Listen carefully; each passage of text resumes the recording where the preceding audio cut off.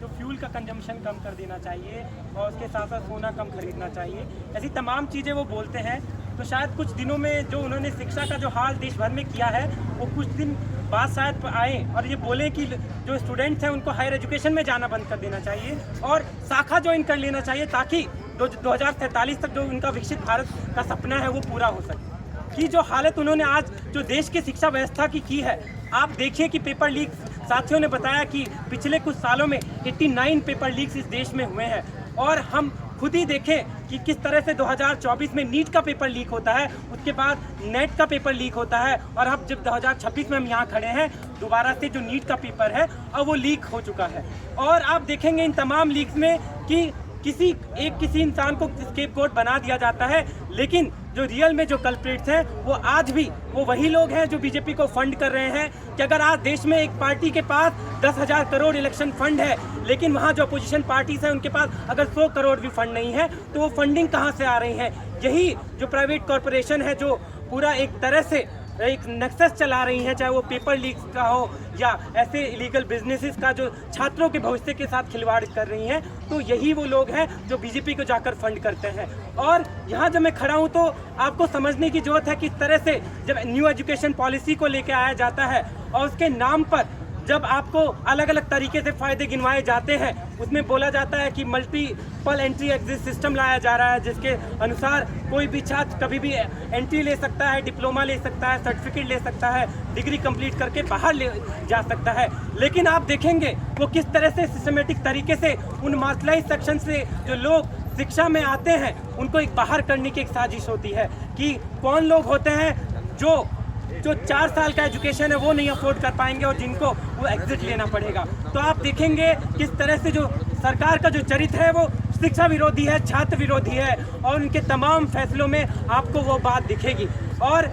हम तमाम आप देखेंगे किस तरह से जो सरकार है वो लोगों को नौकरियां देने में नाकाम रही है और उनका जो मेन फोकस है वो किस तरह से जो देश का युवा और बेरोजगार है उसको किस तरह से आपस में लड़ाया जाए, चाहे वो धर्म के नाम पर हो। आप देखेंगे किस तरह से बंगाल से लेकर आसाम तक से लेकर यूपी में और ये जो जहर पूरे देश भर में फैलाया जा रहा है और जो जिम्मेदारी है सरकार की, जो जिम्मेदारी होनी चाहिए कि वो छात्रों को जो सस्ती शिक्षा है वो मुहैया करवा पाए, वो रोजगार मुहैया करवा पाए, लेकिन जो उसका ठिकरा है वो उन तमाम लोगों पर फोड़ दिया जाता है। आप देखेंगे चाहे वो आप वर्कर्स का जो प्रोटेस्ट नोएडा, गुड़गांव, एनसीआर में चल रहा है उसको किस तरह से एनएसए लगाकर आज कुचलने की कोशिश की जा रही है। उसी तरह आप देखेंगे ये जो छात्र आज सड़कों पर उतरकर जो विरोध कर रहे हैं उनको भी एंटी नेशनल बोलकर उनको जेलों में भी डाल दिया जाएगा और कुछ साल बाद शायद एक मूवी बनाई जाए उसको भी मास्टर स्ट्रोक बताकर इसको भी जस्टिफाई कर दिया जाए। जिस तरह से वो नोटबंदी से लेकर जो अपने तमाम ऐसे फैसलों को आज जस्टिफाई कर रहे हैं स्टेट के अपार्टस के द्वारा, उसी तरह आप देखेंगे कि छात्रों के भविष्य के साथ भी वो देश भर में इसी तरह खिलवाड़ कर रहे हैं। तो साथियों, आज ज़रूरत है कि जब ऐसा माहौल है देश भर में कि आपको बोलने पे एक तरह से मनाही है, आपको धर्म के नाम पर आपको विलिफाई किया जाएगा, या तमाम साथी आप देखेंगे देश भर में किस तरह से एक धर्म के खिलाफ जहर उगला जा रहा है, एक जो सिंपैथी एक एम्पैथी पॉलिटिक्स में होनी चाहिए उसकी कमी है। तो ये हम छात्रों की जिम्मेदारी बनती है कि हम उसको कॉल आउट करें और हम बोले कि हम इस देश का युवा होने के नाते, इस देश का छात्र होने के नाते कि हम अपनी जो सरकार है उससे क्या डिमांड रखते हैं और हम किस तरह से एक ट्रांसपेरेंसी डिमांड करते हैं। और एनटीए जैसी एजेंसी जो नेशनल टेस्टिंग एजेंसी की जगह नेशनल थ्रेट एजेंसी बनकर रह गई है, जो छात्रों से केवल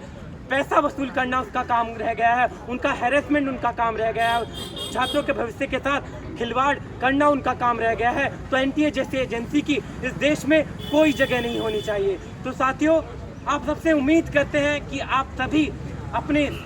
जितना आप सब एक साथ मिलकर एनटीए जैसी संस्था के खिलाफ, वो सरकार का जो भ्रष्टाचार है उसके खिलाफ और धर्मेंद्र प्रधान जैसे लोग हैं उनकी जवाबदेही को लेकर हम सब अपनी आवाज़ को मजबूती के साथ बुलंद करेंगे। चाहे आज हम यहाँ साबरमती ढाबा पे खड़े हैं,